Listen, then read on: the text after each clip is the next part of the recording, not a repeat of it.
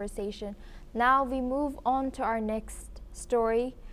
The 51st G7 summit kicks off today in Kananaskis, Alberta, Canada, marking the 50th anniversary since the first gathering of the world's most advanced economies. Leaders including US President Donald Trump, French President Emmanuel Macron, Italian Prime Minister Giorgia Meloni, and the EU President Ursula von der Leyen are attending.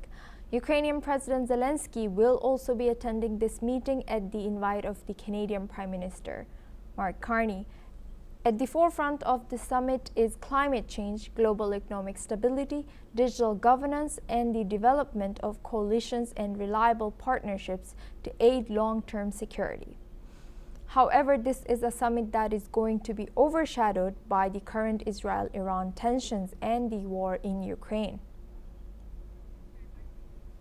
Now we stay in North America. President Donald Trump marked his 79th birthday with a massive military parade in Washington, the largest of its kind in the U.S. in over 3 decades. The event featured tanks, aircraft, flyovers, and nearly 7,000 troops marching past the White House in a display Trump described as honoring 250 years of the U.S. Army.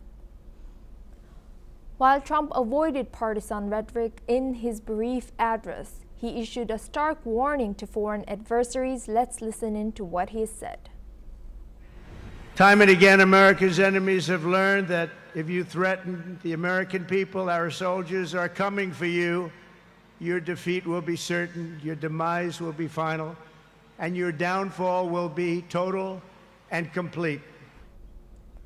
The celebration unfolded amid sharp divisions at home. Tens of thousands joined No Kings protests across the country, denouncing what they called Trump's authoritarian overreach. Let's listen to what the protesters have said.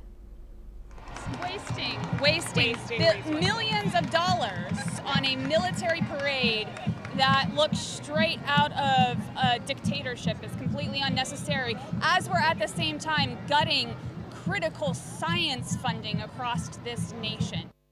I hope to see more people changing their minds about whatever it is that they think the immigrants are doing. They're giving us this. America is great because of immigrants, and I think it goes to show how many people think that here and around the country, and I hope it changes some minds. Maybe not of, the president may not change his mind.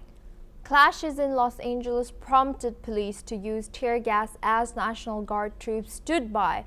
The day's events underscored a nation deeply divided even as the president celebrated military might. Now we move on to the Middle East. In Gaza, at least 12 Palestinians have been killed by the Israeli fire and airstrikes, according to local health authorities. Medics at Al-Auda hospital report that 3 people were killed and dozens injured near the Netzarim corridor as they attempted to approach an aid site run by the US-backed Gaza Humanitarian Foundation. 2 others were killed en route to another GHF site in Rafah. Elsewhere, an Israeli airstrike reportedly killed 7 people in the town of Beit Lahia in northern Gaza. The Israeli military has not yet issued any statement.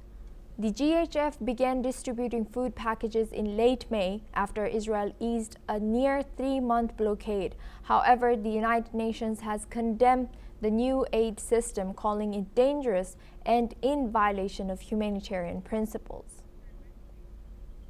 Just minutes ago, Ukrainian officials have confirmed that they have received another batch of 1,200 bodies from Russia as a part of the exchange. Meanwhile, Russia's military claims that it has destroyed 2 US-made guided bombs and shot down over 100 Ukrainian drones in the past 24 hours. As fierce fighting continues across the front lines, the most intense clashes were reported in Liman, Pokrovsk, and Novopavlivka, with Ukraine saying it successfully repelled multiple Russian offensives.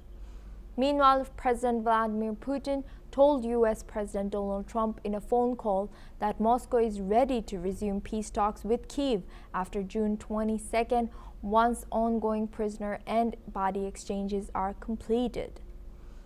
The Kremlin said the leaders discussed the Ukraine conflict during their fifth call since Trump took office, with both expressing interest in resolving the war.